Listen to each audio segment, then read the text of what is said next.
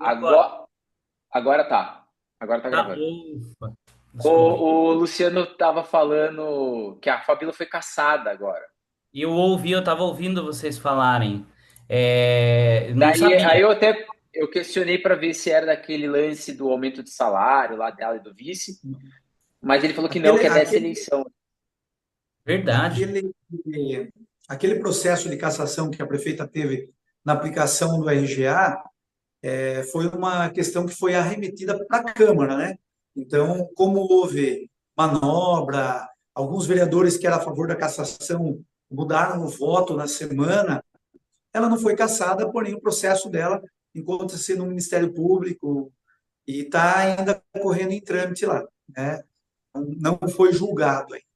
Agora, essa questão de hoje entra na questão da lei eleitoral, abuso de poder econômico e religioso, porque na pré-campanha houve um aumento, houve um aumento do aluguel, onde a Secretaria de Cultura está localizada ali na Avenida São João, e esse reajuste ele foi acima do mercado, foi de 35 a 36% de reajuste. E a prefeitura aceitou, não indagou, não entrou na justiça, porque é um reajuste abusivo, tá? A gente está falando de valores acima de 15 mil reais. Então, com isso, ali se caracterizou um benefício em momento eleitoral, o que não pode. Porém, além disso, ela fez campanha, né? Foi dentro da igreja fazer uma fala política, colocou no telão, tudo. Então, isso configurou campanha antecipada e também abuso do poder econômico utilizando a máquina pública. Aí o Ministério Público fez a denúncia e o TSE pegou, o juiz acatou a denúncia e cassou o registro de candidatura. Tem recurso? Tem recurso. Porém, eu acredito que nós estamos aí há 16 dias da eleição e, Do primeiro infelizmente, turno, ou né, cara? felizmente, né, não se pode fazer nada, né? Digamos assim, quem perde com isso é sempre a cidade, que é uma cidade que fica mais uma vez manchada por polêmica, fica em descrédito a classe política, né? Mesmo eu tendo a candidatura limpa, a ficha limpa 100%, sem nenhum processo, sem nenhuma impugnação, os 12 candidatos meus são 4 mulheres e 8 homens, todos limpos, todos ficha limpa também, e às vezes a gente acaba pagando o preço por conta de pessoas que não têm esse mesmo compromisso, né? Mas você acha que ela saindo do páreo, obviamente que numericamente melhora as coisas para você. Mas você acha que o eleitor que considera votar na Fabiola considera votar em você? Felipe, é muito difícil a gente falar isso, cara. Eu não consigo mensurar. Eu sei que um eleitorado ficará hoje assim sem o líder, né? Vai ficar vazio, Vulnerável a uma com certeza. pessoa E engajar eu vejo eles para assim, poder. a prefeita, ela é mandatária, ou seja, trabalhou com a máquina durante os 4 anos, é conhecida na cidade. Então, esse eleitorado que está com ela nesse momento é um eleitorado que não vai para as outras candidaturas que aí estão, né, porque são opostas. E eu, como sou uma candidatura nova, né, uma opção nova, tende sim a ter a influência e trazer esse eleitorado para nós. Agora, o quanto isso seria em questões numéricas, eu não consigo mensurar. Eu recebi uma pesquisa esses dias aí no Então, eu telefone. ia perguntar Sabe o disso. resultado disso? Não, não, porque essas pesquisas, muitas vezes, elas são encomendadas pelos próprios candidatos a prefeito. Para você fazer uma pesquisa informal, você gastaria hoje em média de 10 a 12 mil reais, sem você poder fazer o registro dela, se ela não tiver lisura, se a empresa não tiver 100% documentada. Então, os candidatos, eles não divulgam. Eles fazem para eles terem um norte dos bairros em que eles estão mais fortes, os bairros que precisam de É novas estratégias. para inteligência de mercado própria, né? Exato. Não Porque tem um nessa instituto que eleição faz a.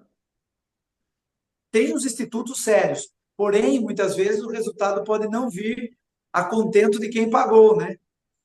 Então, já aconteceu isso aqui, porque a gente já sabe que algumas pesquisas encomendadas, por exemplo, eu não estou utilizando recurso público para ficar jogando material na rua, colocando wind banner, sujando a cidade.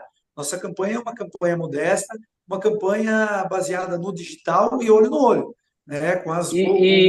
A pouca grana, desculpa te interromper, a pouca grana é doação de voluntários? Não, No caso, a pouca grana usada na campanha. e nós não pegamos o fundo partidário, que aqui seria 400 mil reais, que é o limite de gastos que nós poderíamos ter. Nós pegamos um recurso apenas para dividir entre os vereadores. Para mim veio 65 mil reais. E esses 65 mil reais nós dividimos para fazer o material para cada vereador. Eu tenho 12 candidatos, né? 4 mulheres e 8 homens. Então a gente dividiu o material para eles. Deu 6 mil e pouquinho para cada. Não, mas o que veio foi o fundo eleitoral ou o partidário? Não, esse é o partidário, é o fundo eleitoral do partido. Ah, tá. Nós poderíamos ter 400 mil reais. A gente já não Entendi. queria o fundo partidário, só que alguns candidatos nossos não conseguiriam fazer campanha. Precisa do material. Porque, por mais que a gente queira fazer uma campanha digital, ainda assim, Votorantim, em muitos bairros, a população ainda precisa do santinho, da proposta impressa, não tem internet, o celular não tem memória. Então, a gente pensou muito nisso, né? A gente está fazendo uma campanha forte no digital, mas a gente está fazendo uma campanha também no impresso para chegar para essas pessoas. Então, É, o Diego, acho que não conhece você pessoalmente, né?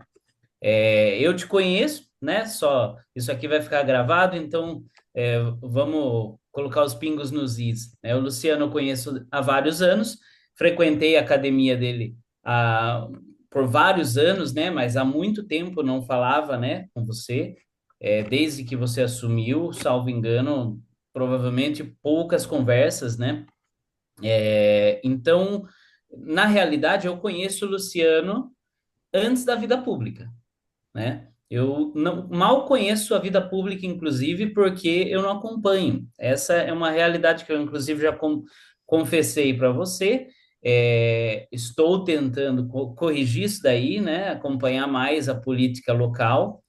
E então eu chamei você aqui para conversar com a gente, até para a gente conhecer um pouquinho melhor. A gente está se politizando bastante agora, acho que o Brasil inteiro também, com todas essas polêmicas aí, mas a gente acaba ficando preso na política nacional. E o que vai mudar mais a vida da gente assim de imediato é a política local. Aí eu falei, vamos conversar com o Luciano, então eu preciso conhecer novamente o Luciano agora da vida pública. Um Luciano que uma vez sonhou em ser polícia militar, né? Um Luciano que tem uma outra história aí de vida, que depois teve uma guinada, foi para a vida pública, né? E eu queria saber agora o que que te motivou. Eu entendi que você partiu para isso naturalmente depois de ter trabalhado, né, nas escolas, mas o que te motivou entrar numa briga assim para prefeito, que é assim, vamos lá, mais pesado, né? Bom, primeiramente, não me apresentei, né? A gente já começou falando dos assuntos, tanto para o Diego aí quanto o Felipe, também todos que acompanham aí o canal de vocês. Eu acho isso aqui muito importante. Você dá oportunidade para as pessoas explanarem não só a sua vida pessoal, mas profissional, e no meu caso, política também. Eu sou um cidadão comum, né? Não me acho diferente de ninguém, e simplesmente a minha trajetória, a minha vida, os meus sonhos, eles foram tomando outros rumos. Se eu estou aqui hoje, candidato a prefeito, é porque todas as ações que eu fiz, que eu tive, desde a minha infância até os dias de hoje, me trouxeram até aqui. Erros e acertos que me trouxeram onde eu estou. Então, nasci em 1981, tenho 43 anos, sou filho do Luizão da Corpo de Aço, do mestre Luizão, 25 anos de academia na cidade. Então, toda a minha trajetória como profissional de educação física, depois trabalhando em escolas, acabei me envolvendo nas questões políticas por uma curiosidade, tá? Eu fui num partido político da cidade, que era o PSDB na época, eu queria saber como funcionava a participação da população e do cidadão dentro da política municipal, ela é de extrema importância e a gente sente muita falta disso. Já teve tempos que já foi melhor, hoje parece que as pessoas estão se afastando cada vez mais e eu já deixo aqui para as pessoas que estão assistindo, é isso que o político mau ele quer que as pessoas boas se afastem do meio, não saibam o que está acontecendo, para nos momentos que mais precisam da participação da população não haja, quer nos reajustes, nos aumentos dos políticos, no aumento dos impostos, nas corrupções que acontecem, porque quando vê, já foi, já passou, aí a população, naquele momento, se revolta, mas depois acaba esquecendo e cai no esquecimento tudo que já aconteceu. Então, eu me envolvi na política em 2010, em 2012, fiz parte de uma grande mobilização na cidade contra a concessão do SAI. Quem é da época lembra, teve musiquinha, né, que falava, ele vendeu o SAI. E essa questão do vender o SAI é uma concessão que foi feita pela administração da época por 30 anos. 30 anos de concessão. Desmontou uma autarquia que funcionava, que era superafitária, ou seja, tinha excesso de arrecadação, inchou a folha de pagamento, porque absorveu 300 funcionários que eram efetivos e pagos por essa autarquia. Nós temos uma lei de responsabilidade fiscal que não pode passar de 54%. Com isso, inchou, veio 300 funcionários. A mesma coisa que você ter aberto um concurso para 300 funcionários. E veio todos esses funcionários para a folha de pagamento da prefeitura, sendo que eram muitos desses funcionários controladores de bomba, coletores, maquinistas, que não teriam essa função dentro da administração pública. Com isso, a gente não conseguiu contratar mais médico, mais guardas municipais, não deu para contratar mais técnicos esportivos, ou seja, houve uma falha no sistema por conta do inchaço na folha. Então, isso vem se arrastando desde 2012 para cá. E eu participei dessa mobilização contra a concessão lá atrás. Aí eu vi a importância da participação da população. Naquele momento, o gestor que estava, que é atual agora, candidato a prefeito, novamente, depois de 12 anos, está querendo voltar no poder, e a gente vê que o povo esquece de tudo isso que aconteceu lá atrás e que todos os problemas que nós temos hoje, com certeza, há um reflexo dessa concessão. Então, o gestor da época não foi reeleito, porque a população o julgou na urna, a população da época, porém, 12 anos se passaram e muitas dessas pessoas esqueceram. Em 2014, eu fui chamado para ser diretor do Departamento da Juventude da Prefeitura. Lembrando que eu sou funcionário efetivo da rede municipal e da rede estadual. Na rede estadual, eu me afastei, eu era vice-diretor da Escola Daniel Verano, então, por isso, já fui chamado para trabalhar no Departamento da Juventude, porque eu trabalhava com jovens e com projetos dentro da escola estadual. E no município, sou professor de ensino fundamental de primeiro a quinto ano. Então, eu fui designado como diretor do Departamento da Juventude. Lembrando que eu exonerei um cargo em Sorocaba para ficar em Votorantim, eu era concursado em Sorocaba e quis ficar na minha cidade, remuneração menor, porém a satisfação de trabalhar perto de casa, na minha cidade. Com isso, nos 2 anos, de 2014 a 2016, eu realizei muitos projetos envolvendo jovens e também criei o Integra Comunidade. O Integra Comunidade é uma ação integrada nos bairros. Como eu era diretor do Departamento da Juventude, eu ia pasta em pasta. Eu não tinha orçamento próprio.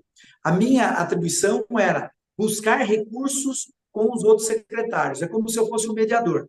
Uma pessoa para buscar política pública dentro da administração para trazer ações para os jovens nos bairros, de entretenimento, de cultura, de esporte, qualificação para o trabalho, de saúde. Então, nisso eu comecei a aprender sobre a máquina. E como é que foi o desempenho nessa passada de chapéu aí, nesse período? Você fala dos projetos? Abriu a minha mente. Em relação a conseguir essas quantias dos secretários para você conseguir concretizar seus projetos? Diego, eu sempre brinco que eu era um verdadeiro pedinte dentro da administração. Veja bem, o meu departamento não tinha orçamento, não tinha recurso algum. Eu não tinha nem funcionários comigo, eu era um diretor sem funcionários, né? Eu não tinha equipe para trabalhar. Eu ia, por exemplo, no secretário de esporte, falava que ia ter um evento, falava da importância desse evento e perguntava para ele quais seriam as possibilidades dele me ajudar com técnico esportivo, com material esportivo, com alguma parceria. Com isso, eu já ia atrás de voluntários do esporte também. Na cultura, eu pedia que nos desse estrutura, sendo com palco, tendas, com artistas. Aí eu ia na saúde e pedia para ir um pessoal de enfermagem para fazer aferição de pressão, teste de diabetes, levar papéis de conscientização sobre DST. Aí eu ia na assistência social, pedia cursos para geração de renda, para fazer sorteio, para dar bolsas. Então, eu que fazia essa articulação com todas as secretarias e levava os eventos. Se você digitar, até no Google tem Integra Comunidade, no YouTube você vai ver vídeos dos eventos que eu realizava lá em 2014, 2015, 2016. Daí, em 2016, depois desse trabalho em centros comunitários, com jovens, com pessoas de todas as idades, eu fui ser candidato a vereador pela primeira vez pelo PSDB aqui na nossa cidade. Eram mais ou menos 250 candidatos. Eu era como se diz, a zebra daquele pleito, porque as pessoas não acreditavam que pessoas como eu, que era desconhecido no mundo político, e os meus pais e a minha família não tem político no meio, não tem ninguém que teve mandato, não teve ninguém assim que me indicasse, falasse, ó, esse aqui é o meu candidato, igual estão fazendo hoje na eleição, né? Colocam nos banners e falam, eu sou o candidato do fulano de tal, eu sou candidato apoiado por Ciclano. Eu não, eu sou Luciano Silva, sou professor da rede, natural de Votorantim, raiz, tenho esse trabalho na época de diretor do Departamento da Juventude, fui eleito pela primeira vez e tive 1.095 votos. Com isso, Diego, eu tive um compromisso assumido com o meu eleitorado, que era transformar o Integra Comunidade em lei. Foi a primeira lei que eu fiz quando entrei em 2017, em fevereiro, que começa as sessões. Em março já estava aprovada a lei. Em março eu já aprovei o Integra Comunidade. Logo depois aprovei o grafite legal, que é uma lei voltada para conscientização do grafite e para autorização dos grafiteiros na cidade, o pessoal parar de ficar pichando os muros e pedir autorização para fazer sua arte, sua expressão na cidade. E depois eu criei a primeira lei de inclusão para os autistas do município, que era a inserção do símbolo do autismo em estabelecimentos públicos e privados. Essa lei, ela revolucionou o trabalho de conscientização e de garantia de direitos aos autistas do nosso município. De 2017 para cá, eu criei mais de 15 leis na área da inclusão. Antes de 2017, não havia nenhuma lei. Cordão do girassol, o símbolo, laudo indeterminado, questão do tratamento, hoje que tem o acompanhamento pedagógico. Todas essas leis foram criadas por mim a partir de 2017. Então, no começo de 2017, eu criei essas leis e o governo da época ia transformar a Secretaria de Desporto em um departamento da educação. Eles iam mandar uma reforma administrativa, excluindo. E eu, por ser professor de educação física, ex-atleta, eu tinha um compromisso com os esportistas. E eu não permiti. Então, fiquei lutando, briguei muito, e o prefeito da época não tinha nenhum nome específico para colocar na pasta na época. E eu deixei meu nome à disposição, virei secretário por 13 meses, cumpri o cronograma do esporte, realizei a descentralização das ações na época, o Integra Comunidade eu tinha transformado em lei, eu executei ela nos bairros, potencializou o projeto na cidade, atendeu mais de 7 mil pessoas, fiz o PAT também, que é o Programa Atletas do Futuro, junto com o SESI. Isso foi potencializando o esporte na cidade. O esporte, para nós, é prevenção, é saúde, é um braço da da Secretaria de Ô, Saúde. Você quer prevenir, é Luciano, muito mais deixa eu barato aproveitar o tratar, né? gancho. Não, deixa eu aproveitar o gancho desse assunto aí que você está falando, que é, cara, importantíssimo. Queria saber a tua opinião sobre o seguinte: se você acha possível o prefeito, com a autonomia que ele tem, conseguir fazer a inserção do esporte na escola, no início, num modelo muito parecido. Eu sei que são diferentes culturas, modelos já, eu entendo. Mas assim, algo assim, acho que se tiver uma coisa que a gente pode se inspirar nos Estados Unidos é essa paixão pelo esporte, o jeito que eles tratam o esporte desde o início da educação, né? Então você tem ali uma terça-noite, uma quadra lotado para assistir um basquete feminino do segundo colegial, entendeu? Como é que você acha que existe a possibilidade do prefeito, com a autonomia que ele tem, conseguir fazer isso? E se você tem algum projeto, que obviamente deve ter grandes projetos aí para se você entrar no esporte, né? Que você é do esporte, né? É possível. Nós hoje não temos na cidade o orçamento para isso. O orçamento do esporte hoje em Votorantim é de 5 milhões e 800 mil reais. Nós teríamos que fazer uma redistribuição desse orçamento para aumentar o orçamento do esporte, com isso fazer uma reorganização administrativa da secretaria nossa, que hoje conta com um secretário, 2 diretores e 12 técnicos desportivos. É uma equipe consideravelmente pequena, nós teríamos que aumentar, nós teríamos que dar prioridade ao esporte. Tá? E para que a gente consiga fazer isso, você falou uma palavra que eu gosto muito, autonomia. E para você ter autonomia, você não pode se vincular a grupos políticos dentro da cidade. Aquele projetão vencer a qualquer custo. Por quê? Hoje, o histórico nosso de Votorantim são de secretarias e gestões politizadas, políticas, porque se juntam agora grupos de conjunturas partidárias e depois, quando ganham a eleição, colocam os secretários e pessoas nessas secretarias políticas, pessoas que serão candidatas no futuro. Ou seja, não anda o trabalho esportivo na cidade. Então, esse seria um ponto: reorganizar a administração e aumentar o orçamento.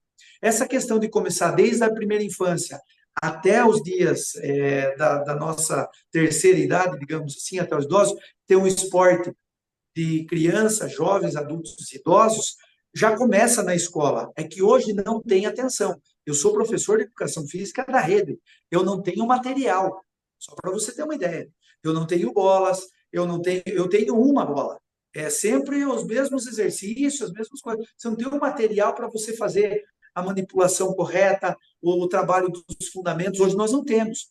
O basquete e handebol e vôlei é uma questão que tem que ser inserido culturalmente de novo na nossa sociedade brasileira.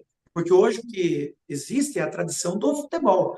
O Brasil é do futebol. Tanto que na escola, se você não tiver um tempo, um planejamento, você só vai dar futebol, porque as crianças só pedem futebol. Quando você quer colocar outras situações, você não coloca, você não consegue colocar por causa do BNCC, que vem com currículo engessado. Então, ó, tem que vir Hum, federal, estadual e municipal, porque o professor ele fica engessado. Eu gostaria de trabalhar todas as modalidades, artes marciais, os esportes olímpicos dentro da escola, para você fomentar isso do primeiro ao quinto ano. Veja bem, depois do quinto ano, quando for entrar no estado, ter uma continuidade e essas crianças que têm esses potenciais, esse talento, ser direcionada à pasta de esporte. Olha só, cada lugar fazendo o seu. Eu Ô, Luciano, mas então, eu entendo isso daí. Existe um programa que engessa os professores para fazer o que o programa está dizendo, certo? Agora, calculo. caso contrário, não poderia acontecer o que acontecia na nossa época, por exemplo, que aula de educação física era praticamente um horário vago? Então, mas as leis mudaram. Na nossa época, a educação física não era obrigatória. Hoje ela é. Você está entendendo? Então, hoje é obrigatório. Obrigatório você ter educação física na escola. Entendi. Eu queria fazer uma pergunta para você. Você comentou aí que você brigou bastante em um trecho da sua da sua fala, você fala, eu briguei bastante por isso e tal, e realmente, em alguns cortes que a gente vê da internet que você coloca, é uma pessoa bastante combativa, né? O que me vem à memória mais brevemente contra aquele aumento salarial, né? Enfim, eu já vi algumas vezes você discursando de forma bastante enfática e você conseguiu, ao mesmo tempo, aprovar uma série de leis, né? Pelo que eu percebi, sempre sendo oposição, ou estou enganado? Então, fica aqui uma certa dúvida de que tipo de pessoa você é, o combativo ou o do diálogo? E quando ou caso você seja eleito, qual o tipo de prefeito você vai ser? O prefeito mais combativo, mais briguento ou do diálogo? Ó, Fê, primeiro que eu não gosto nem dessa palavra oposição, né? É que existe a situação e a oposição, até culturalmente dentro da nomenclatura política, né? Porém, se você pegar os trechos das minhas entrevistas no começo, bem no começo do meu mandato, eu falava: sou um vereador independente, sou um vereador independente. A independência, ela mostra que eu sou um vereador que vou fiscalizar e que vou votar o que for bom para a cidade e vou votar contra o que não for bom para a cidade. Então, o diálogo sempre existiu. Eu sempre busquei o diálogo. Nessa questão das votações, por exemplo, teve situações de crédito adicional suplementar que eu votei em que não veio com a transparência exigida nas leis, porém, se eu votasse contra, eu poderia, de alguma forma, estar prejudicando a cidade. Sabia que estava de uma forma assim não transparente, mas eu não teria tempo hábil para fiscalizar ou mandar por os órgãos de fiscalização, que é o Tribunal de Contas ou o Ministério Público, e se eu o fizesse naquele momento, poderia prejudicar, por exemplo, iluminação pública, uma aprovação de uma operação delegada para aumentar os subsídios dos policiais. Olha só que situação que o vereador fica.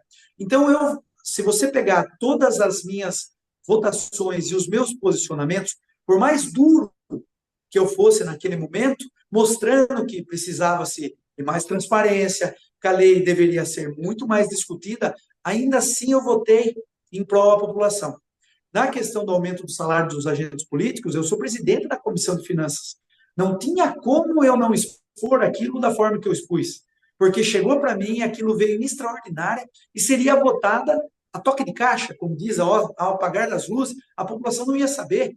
E ali é o meu nome que está em jogo, é a confiança da população que votou em mim 2 mandatos. Eu não tinha como. Então, tive que fazer uma fala dura. E na política você tem que se posicionar, você não pode ficar em cima do muro, tá? Eu sempre falo, você não pode ser corno, mas equilibrado você tem que ser. E eu nunca perdi a compostura com nenhum colega ali Cadeirada do você nunca partido. deu em ninguém. Não, E não dei são cadeirada, quantos vereadores, Luciano? São então, quantos? entregou, são 11. Eu não tomei cadeirada, mas eu não sei se vocês se recordam, deve ter no YouTube aí, ou nas imagens dos vídeos, o pessoal do sindicato e do PT, na época da abertura da cassação, foram atacar as coisas em mim lá. Jogaram um monte de coisa em mim. Faz É, parte faz. do processo de Infelizmente. posicionamento. Você tem que ser combativo.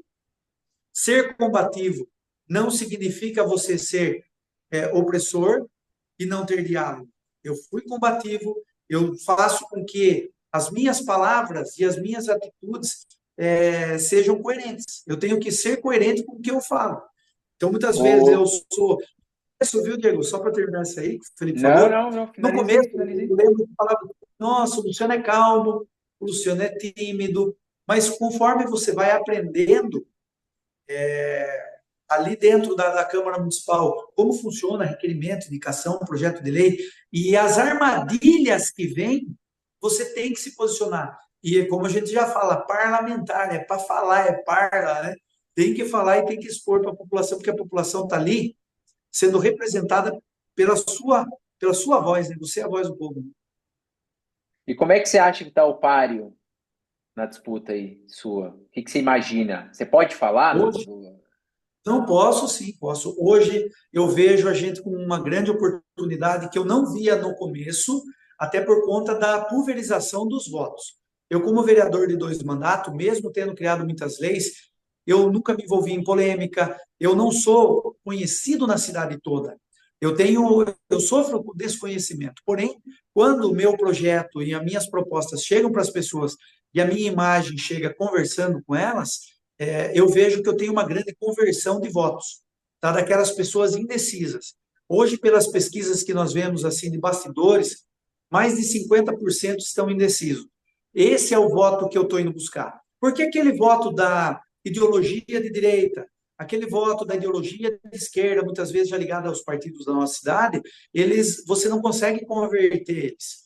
Porém, aqueles votos dos indecisos, eles ficam esperando o momento certo, que é agora, final de campanha, eles ficam avaliando o posicionamento dos candidatos, e essa questão de impugnação de chapas, vereadores impugnados, candidatura de vice-prefeito com enriquecimento ilícito É porque impugnada. está Você sendo vê. agora os julgamentos, né? O TSE Exato, está exato. julgando Ou agora, seja, né? está caindo a casa para todo mundo e nós estamos limpos. Aí a população ela faz uma avaliação da opção, né? Qual é a opção? Vou votar no impugnado? Eu vou votar naquele que está sendo cassado? Eu vou votar naquele que o grupo tem um monte de pessoas lá impugnadas? Ou vou votar numa pessoa nova com propostas novas? E as propostas minhas, Diego, viu, Felipe, são propostas executáveis.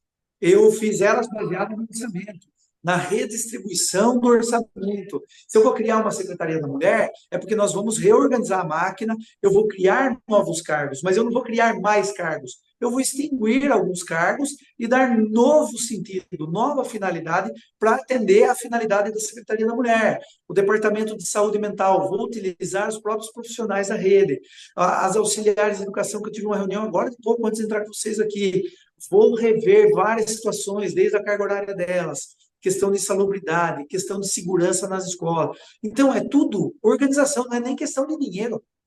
O dinheiro nós temos, porém a gente tem que organizar essa máquina. Então, todas as propostas que vocês viram aí, por exemplo, as 20 que nós escolhemos, mas tem muito mais lá dentro do plano de governo, mas as 20 que nós escolhemos, a gente vai falar de um centro de atendimento especializado a pessoas com doenças ocultas e PCDs. Eu vou pegar a PAI, que já existe na cidade, vou trazer para o centro, vou equipar, reestruturar, vou trazer o NAE, que faz também o atendimento neuro, que faz essa triagem, junto com o CAECA, que já atende o autismo, vou passar o autismo, que é até 12 anos, para mais idade, para adolescente, para idosos, para jovens, adultos, idosos que não têm esse atendimento. Parece que o autista é só até 12 anos, passou de 12 anos, não tem atendimento nenhum. Então, todo esse trabalho que a gente está fazendo, algo já existe na cidade, precisa de organização e um pouco mais de aporte. Então, eu tenho algumas perguntas específicas sobre propostas, mas antes eu já vou pegar um gancho que você mesmo deixou aí e já estava aqui na nossa lista de perguntar. Você falou de ideologia. Qual é a sua ideologia? Você se considera uma pessoa de esquerda ou de direita? Eu sou conservador, filho. Nem de direita, nem de esquerda, mas eu sou conservador.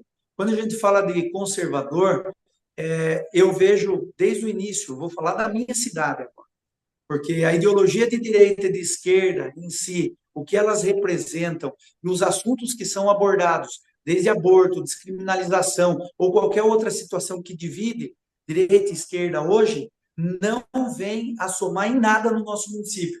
Não vai resolver o problema do transporte, não vai resolver o problema da saúde, nem da educação, porque qualquer política que eu faça dentro do meu município não interessa quem é de direita ou quem é de esquerda. O transporte é para quem é de direita e quem é de esquerda, a educação é para quem é de direita e quem é de esquerda. Então, esses assuntos para nós aqui de ideologia partidária não vai salvar a nossa cidade. Nem adianta vir aqui hoje e discutir uma ideologia. Eu sou contra o aborto. Tá, eu sou contra o aborto, mas na nossa cidade esse tema não está sendo discutido. Tá? A questão de descriminalização das drogas, se acontecer lá em cima, isso com certeza vai afetar. Eu sou contra. Tem que criminalizar, sim, não pode liberar. Então, eu me considero um conservador. E o conservador é o quê? Aquelas práticas nossas lá de trás, filho, aquilo que dava certo, aquilo que os nossos pais herdaram dos nossos avós, que herdaram dos nossos bisavós, e que são princípios e valores de sociedade, de respeito, e isso eu luto para manter. certo? Isso eu trago comigo. Então, minhas ações, elas são pautadas nessa questão de ser conservador. O que foi muito bom tem que se manter, não tem que se mudar. E a nossa Votorantim é uma cidade conservadora. Tá? Nós temos princípios e valores que não é só princípios e valores cristãos, digamos assim. Nós temos princípios e valores de família, né, de comunidade. Isso a gente tem que manter. A desordem, ela começa quando a gente divide. A gente dividiu, vira essa guerra, começa a desordem. A gente tem que se unir. Nós somos todos aqui, Votorantim. Então, o votorantinense, ele tem que dar valor no votorantinense. Isso não tem nada a ver com a inclusão. As pessoas, elas me perguntam, porque eu tenho um trabalho social muito forte. E o trabalho social, por incrível que pareça, é ligado à esquerda. Quando se fala assim, trabalho social, por exemplo, você cuidar de questões da minoria. Isso não é uma questão de esquerda, isso é uma questão de direito público. Eu vou dizer para vocês, eu resumo o meu posicionamento. Eu sou, hoje, um parlamentar, um representante público, que vou garantir os direitos e cobrar os deveres que está na Constituição. Se é lei, nós temos que respeitar. Por isso que eu falo que lá em cima, na Câmara dos Deputados, no Senado, lá sim se discute ideologias que irão afetar os municípios. Mas hoje, aqui embaixo, sou um conservador, posso me declarar de direita, mas não uma direita radical. E pelo meu trabalho social, muitas vezes sou direcionado também a ser de esquerda, digamos assim. Ô, Porque Luciano, é aqui no Brasil, interessante. pode falar.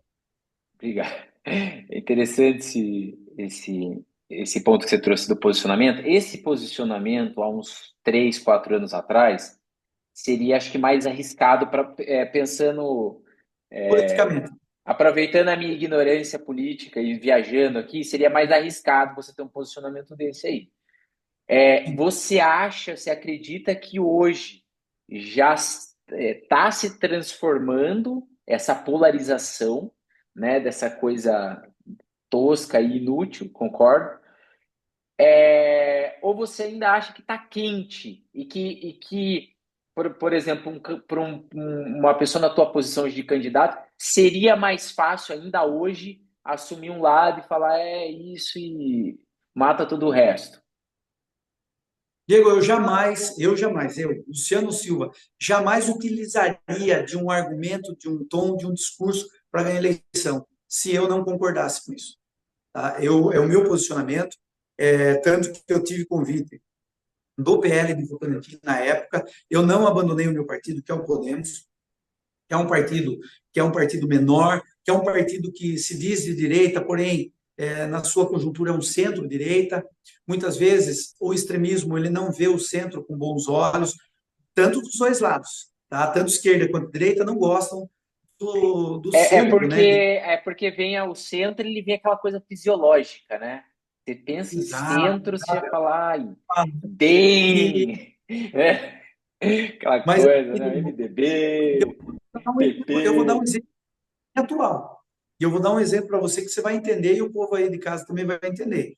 Olha só, hoje nós temos em São Paulo uma disputa que o atual prefeito que vem para a reeleição tem o apoio do Bolsonaro, ou seja, o apoio da direita extrema, que é a direita extrema. O Pablo Marçal, que vem no PRTB, que é um outro partido que se diz de direita, mas muitas vezes militou na esquerda, na direita, é um centro, digamos assim. Hoje tem mais apoio dos bolsonaristas do que o próprio candidato indicado pelo Bolsonaro. Isso que você falou assim, então, naquele momento não era um momento tão oportuno para fazer um discurso, um diálogo desse que eu estou fazendo aqui. Porém, nesse momento, a gente vê que isso está mudando. Isso está mudando. Porque o bolsonarista, ele só é bolsonarista porque ele se viu representado no Bolsonaro. Hoje o bolsonarista já não se vê mais representado no Bolsonaro, nem no Ricardo Nunes, está se vendo no Pablo Marçal, por conta do discurso. E o discurso é aquele feito discurso para a massa mesmo. O Pablo Marçal, ele faz o quê? Ele fala o que a população que eu preciso quer ouvir. Eu vou falar para eles o que eles querem ouvir. Prosperidade. Eu quero tirar você da pobreza, que você vai ganhar, você vai ficar rico fazendo isso, e tal. Então, o discurso dele é um discurso direcionado. E ele sabe que ele precisa direcionar para um público, porque ele não vai conseguir todo o público. Ele não vai conseguir uma unanimidade. Então, ele direciona para um público que ele sabe que vai vir na fala dele, que são os extremistas. Pode ver, as propostas que ele traz são propostas, não existe proposta. Não existe proposta. São poucas discussões, ele coloca temas que ele vai abordar, mas ele não sabe como ele vai fazer direito dentro do orçamento, não sabe como fazer. E ele causa um tumulto para que os outros não consigam falar de proposta. Então, ali é todo um teatro, um circo armado, mas a gente vê a questão da ideologia tomando outra forma. Ela está se descaracterizando do bolsonarismo, daquela direita extremista com um líder só. Está se saindo outros líderes. Se a É gente isso que eu começar ia com... comentar. Eu ia comentar aquela hora. Na realidade, eu perguntei sobre como você se considera, né? Porque se você for falar em ideologia mesmo, ao pé da letra, o brasileiro faz uma confusão absurda. Assim como a direita se considera, o bolsonarista se considera de direita e mal sabe se ele está defendendo pautas de direita mesmo ou não, né? O outro lado também. Então, foi mais para saber que você se considera, mais para saber de você do que dos seus posicionamentos, porque eu vi bastante do seu plano de governo lá, e a realidade é que deveria ser assim, pelo menos. Ambas as ideologias, esquerda ou de direita, se elas partirem de um princípio, né, honesto, ambas querem chegar num destino que é melhorar, a melhoria, né, da cidade, a melhoria da gestão, né? Só tem caminhos diferentes de chegar até lá, né? No nosso caso, a gente faz uma confusão, tanto, até mesmo o liberalismo, o conservadorismo, é tudo muito misturado com pautas comportamentais, e não tem muito a ver com isso. Mas eu acho que a sua resposta me satisfez bastante. É, e eu já poderia até passar para a próxima aqui, que é em relação a uma proposta sua. Eu achei interessante, mas eu queria fazer uma pergunta clássica, né? Você falou agora nessa última entrevista que você deu na TV Votorantim, que você gostaria de implantar o passe livre aos domingos, certo? Tarifa zero, A aos domingos. tarifa zero aos domingos. Então, ninguém pagaria passe de ônibus aos domingos, é isso? Para utilizar os domingos, não. Não. Tá. Partindo de Sim. um princípio básico. Oi? Não, só para entender. A pergunta. Partindo de um Eu pensei princípio que eu básico. tinha curado a pergunta. Ah, sim, não. Vamos lá. Partindo de um princípio básico que não existe almoço grátis, como é que vai ser feito isso? Da onde? Porque, assim, se vai ter passe livre aos domingos, vai continuar tendo motorista, vai continuar gastando gasolina, só que não vai estar entrando o principal recurso, que é o passe. Como é que paga esse pessoal sem a cobrança? Felipe, em algumas cidades já tem o tarifa zero. Tá? Se vocês fizerem uma pesquisa, vocês vão ver que a prefeitura subsidia grande parte, porque nós já subsidiamos. Para vocês terem uma ideia, a tarifa hoje em Votorantim é R$ 4. Já é subsidiada pela prefeitura. O contrato nosso é 32 milhões. Tem que rever esse contrato, porque da forma que foi feito, a gente não viu transparência e a gente não acredita numa lisura. Então a gente vai ter que rever e fazer uma auditoria disso. Partindo desse princípio que outras cidades têm o tarifa zero, e a gente pode ter também, porque o nosso orçamento hoje ele é superafitário, nós temos excesso de arrecadação. E isso é feito com dinheiro, uma parte do Tesouro e outra parte com as multas que são arrecadadas no município.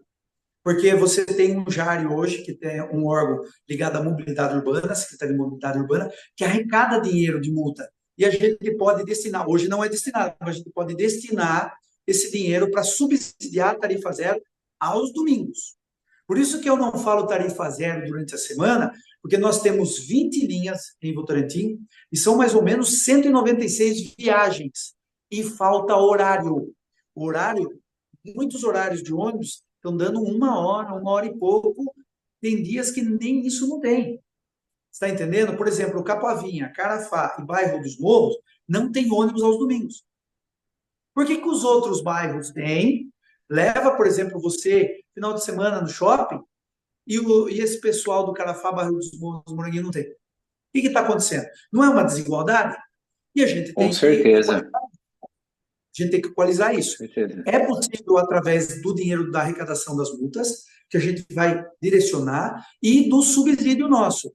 A questão que eu falo da redução da tarifa, hoje está R$ 4.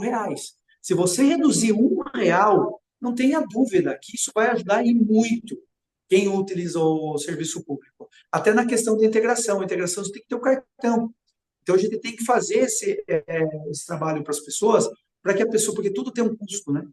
Então, as pessoas hoje em Votorantim, elas vão poder ter aos domingos esse privilégio, né, de ter um transporte público gratuito. Isso mobiliza o comércio, porque as pessoas vão ter incentivo para sair de casa, principalmente aquelas que moram longe, porque pegar a Green Valley, descer para o centro, num evento. Você acha que alguém do Green Valley vai descer no centro, num evento na praça, tendo que pagar ônibus?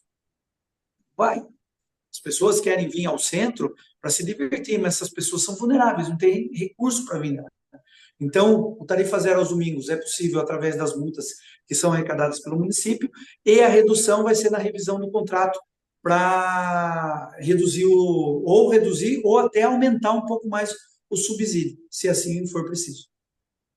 E o que que você acha, esse superávit, aí assim, né? Eu sei que o superávit é um indicador importante, lógico, não é o único, né, para você tratar da finança do município. Mas você acha que esse superávit é oriundo de algum trabalho relevante das gestões anteriores? Algum ponto que Não, foi. Você acha não, que não. organicamente está se arrecadando mais do que É gastando, no assim, caso? só para você ter uma ideia. No mandato de 2017 a 2020, vamos esquecer 2020 nesse momento, vamos pensar 2007, 2017 a 2019. Cara, eu vi a administração sofrendo com a arrecadação. Alguns empreendimentos imobiliários chegando na cidade, e eu vi o sofrimento de fechar as contas, para você ter uma ideia. Nunca tinha dinheiro de excesso. Em 2020, quando chegou a pandemia, o governo federal distribuiu dinheiro para as prefeituras para o combate à pandemia. Algumas administrações fizeram o dever de casa, outras não. Em Votorantim, o trabalho foi falho, não foi aquele trabalho contundente, tanto que nós tivemos mais de 600 mortes, e poderia ter sido evitada com ações que na época eu fiscalizei. Foi fechada a UPA infantil, colocou a UPA lá no Jataí, ônibus era da São João, tinha um subsídio para você aumentar o número de linhas para evitar aglomeração, cortaram esse subsídio, superlotou o ônibus. Se vocês lembrarem e procurarem nas notícias, vocês vão ver que a pandemia foi uma grande incoerência com a população, porque fecha comércio, mas abre comércio essencial. Comércio essencial, classificado pelas prefeituras, ficaram milionários. E os outros fecharam e estão até hoje aí desempregados. Pessoal que faliu. A administração pública, além do dinheiro que recebeu, ficou 2 anos parada, que não fizeram projeto. Esses dinheiros que iam para a pasta de secretaria, de cultura, de esporte, de saúde nem tanto porque foi utilizado, mas as outras pastas parou. Esse dinheiro ficou em caixa. Quando começou a nova gestão em 2021, ainda era pandemia, dinheiro em caixa. Olha só, um novo orçamento, dinheiro entrando, dinheiro em caixa. Em 2022, quando começou a voltar tudo ao normal e tal, explodiu. Explodiu o sistema. Por quê? Dinheiro em caixa, o que você gastava estava assim, além do orçamento, e começou a entrar os novos empreendimentos imobiliários que tinham sido feitos, de 2017 a 2019, que antes não tinha ainda moradores, não pagava IPTU e tal. Então, esse dinheiro hoje é a mesma coisa, você tem um orçamento de 1 milhão, hoje você está arrecadando 1,5 milhão por mês. Então, você está arrecadando meio milhão a mais, que não estava previsto. Todo esse superávit é excesso de arrecadação. É arrecadação que não estava prevista. que está entrando a mais, inclusive verbas parlamentares, por conta de liberações do governo federal que veio também. Então entrou muito dinheiro extra, muito dinheiro para ser investido. Hoje Votorantim tem saúde financeira. O que ela não tem é o limite de responsabilidade para você contratar mais pessoas. Por exemplo, você tem um dinheiro para pagar, mas você não pode mais fazer contratação porque está no limite prudencial. Você quer perguntar alguma coisa, Diego? Não, não, pode falar. Deixa eu falar. Eu sei que está todo mundo cansado, mas eu separei mais algumas coisinhas, Lu. Se você tiver mais um tempinho, a gente pode, de repente, acelerar, mas Eu vou tentar responder. resumir para você. Vamos lá. Não, por nós tudo bem. Acho que eu vejo você aí, depois de toda a campanha que você está fazendo, 10 horas está aqui ainda. Mas eu queria muito comentar algumas coisinhas. Uma é mais uma proposta sua que eu achei curiosa e eu queria entender da onde surgiu isso. Porque eu estava lendo lá as propostas, todas meio faziam sentido, e de repente veio essa daí que eu coloquei. Você pretende incluir, acho que na Secretaria da Mulher ou da Saúde, cirurgias de reconstrução da auréola. É, o- Areola, isso, da onde areola. saiu isso? Da onde você captou que existe essa demanda? Por que que isso precisa ser feito pela saúde pública? Por que que isso é tão importante assim? Poderia falar um pouquinho sobre isso? A joia. Pessoal, eu até coloquei lá projeto Borboletas. É assim que está lá, né, Fê? É, Projeto Borboleta. E eu coloquei para aguçar mesmo o interesse e a curiosidade das pessoas. Vai falar, mas que projeto é esse? Dentro da Secretaria da Mulher, essa estrutura vai ser criada para formular políticas públicas de combate à violência, de empreendedorismo e de resgate à autoestima. Dentro disso, de resgatar a autoestima, nós colocamos o projeto Borboleta. O projeto Borboleta eu só mudei de nome, porque ele já existe. É o projeto Transforma Dor, que é transformar a dor em algo bom novamente, né? Essas cirurgias, elas são cirurgias que não são oferecidas pelo SUS, tá? São cirurgias simples, são cirurgias para reparar cicatrizes, tá? Algum dano causado por violência. Essa questão da auréola é uma questão que hoje as mulheres têm a reconstrução, mas não fica de acordo com o que as mulheres exigem, porque o SUS a gente sabe como que é. Eu estou dizendo isso porque a minha mãe tirou a mama e teve que fazer a reconstrução. Então, isso seria fantástico na vida dela e não tem no SUS. Imagine a gente poder oferecer isso gratuitamente para as mulheres da nossa cidade. Então, e são muitas, Felipe. Eu não conseguiria mensurar para você o número exato de mulheres hoje que esperam ou precisam fazer essas cirurgias reparativas, tá? Mas são muitas, principalmente cicatrizes. As tatuagens que fazem assim essa questão estética são, se você for pagar, é muito caro.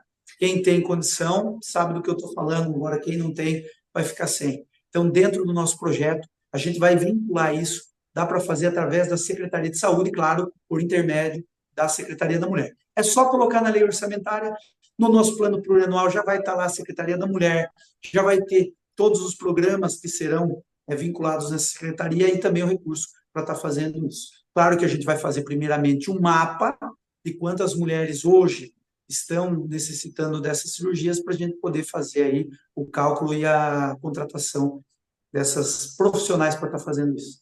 Votorantim seria pioneiro nesse caso ou existem alguns O municípios? transformador já existe. Linkado com a Secretaria da Mulher, seria a primeira da região.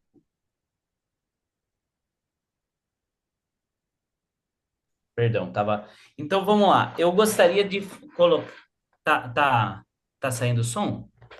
Tá saindo o som. Para encerrar, eu queria fazer um negócio bem interessante aqui, que é mais para a gente ter uma noção de como o Luciano, como eleitor, vê algumas notícias. Pode ser? É um quadro. Um quadro. Eu vou colocar aqui vou ler uma headline de uma notícia para você e eu queria que você comentasse um pouquinho sobre ela. Pode ser? Pode ser, vamos lá. Então vamos lá. Ó, Indicado por Bolsonaro, ministro do STF vota a favor de Lula. Cássio Nunes vota a favor de manter mensagens hackeadas da Lava Jato. É o mais do mesmo. Falou que seria diferente, chegou lá e se corrompeu com o sistema. E o que que você acha, assim, de uma situação mais profunda, uma análise mais profunda disso? Ou seja, o Bolsonaro colocou o rapaz lá, ele teve a oportunidade de colocar, e essa pessoa que ele colocou lá votou contra o maior algoz, entre aspas, né, do Bolsonaro. Você não acha? O que que você acha? Na sua opinião, isso foi planejado? Isso foi uma estratégia ruim? Olha, Felipe, eu em Brasília eu fui para. Agora eu vou falar a minha visão munícipe, porém eu tenho essa experiência, então eu tenho que falar para vocês. Eu fui em Brasília para fazer um congresso lá dos vereadores, dos 100 vereadores mais ativos do nosso país, e lá nós não podíamos filmar nem tirar foto, tinha que deixar o celular numa sala fechada. Quando nós entramos lá, eu vi parlamentares de todos os segmentos de ideologias que vocês imaginarem que se odeiam, se abraçando, comemorando, felizes da vida, e depois na tribuna fazendo um show maravilhoso de teatro para os seus eleitores. Então, eu já deixo aqui para a população. A minha visão, ó, a minha visão é que prometeu, chegou lá, fez tudo diferente, tem algo errado, né? E para mim isso aí foi intencional. É intencional. Lá eles como se diz, chegam lá, vê que o sistema está difícil, não quer enfrentar e vão se compactuando tudo junto. Certo. E essa daqui? Vamos ver o que que você acha desta daqui. Lula sanciona a taxação de compra internacional e criação do programa Mover. Ele taxou? É isso? Ele sancionou a taxação das compras abaixo de US$ 50. É porque o Lula é o pai dos pobres, né, cara? Então a gente vê uma incoerência muito grande, né? Se eu fosse um pobre, não, assim, uma pessoa bem humilde, que dependesse dessa questão da não taxação, eu não iria me sentir representado nele. Então, pelo que eu percebi, no seu folhetinho a gente não vai encontrar nem fotinho do Bolsonaro, nem fotinho do Lula. Com certeza não. Não me representam. Tá legal. Nossa, Luciano, não tenho palavras para agradecer você. Muito legal Muito o boa, bate-papo. cara. Espero que o pessoal assista, espero que o pessoal conheça você. Te desejo boa sorte no pleito. Tenho certeza, conheço você como pessoa, tenho certeza que como pessoa é, você é um ótimo candidato, uma pessoa idônea, uma pessoa que é muito humana. Tenho várias histórias ao seu favor a contar. Como gestor, você mostrou um conhecimento bastante grande aí da situação da nossa cidade e também um plano de governo bastante completo, tá? Me impressionou bastante. Tem uma parte resumida, que é resumida, já demora para você ler, e depois tem uma parte completa lá. Então, quem estiver assistindo aí, se alguém assistir, né? Vamos ver se sai de 3 visualizações, né? Espero que pelo menos três Mas tenha, mesmo assim, tá? liga para as três para elas assistirem, cara, para não correr o risco. Exatamente. Quem estiver assistindo, dá uma olhada no plano de governo, que ele é realmente bem completo, incomum para né, um pleito municipal desse jeito. Então, acho que a gente consegue encerrar por aqui, né? Opa. Cara, Felipe, muito obrigado pela oportunidade. Eu que agradeço. Todas as vezes, a gente tentou várias vezes, né? Mas a gente sabe da dificuldade nossa do dia a dia. Mas todas as vezes que eu tenho a oportunidade de conversar, de falar sobre política, para mim é de extrema importância, porque eu acredito que eu levando o conhecimento da população, o meu trabalho e o que realmente acontece, eu vou ajudar as pessoas a escolherem melhor, as pessoas a entenderem que o dia a dia delas depende dos representantes que elas colocam de 4 em 4 anos, viu? É algo assim, muito rápido, irrisório até você ir lá votar. Porém, 4 anos você pode sofrer, ou 4 anos você pode ter a sua vida mudada dentro da cidade, da sua família, das pessoas, por conta de uma gestão eficiente. Então, a participação é de suma importância e eu gosto de contribuir com o conhecimento que eu tenho, enquanto Deus me dê saúde, me dê essa, essa oportunidade de estar dentro da política, vou estar fazendo isso em todos os lugares. Legal, eu agradeço, Luciano, o tempo aí nessa correria doida. Boa sorte, espero que você consiga concretizar os projetos aí no executivo, né? Que vai mudar aí a cadeira. E, e, e mais uma vez, obrigado aí pela atenção. Obrigado, Guilherme. Obrigado, Boa Felipe. noite a Boa noite todos. a todos. Forte Boa abraço. noite, um grande abraço. Tchau. Valeu.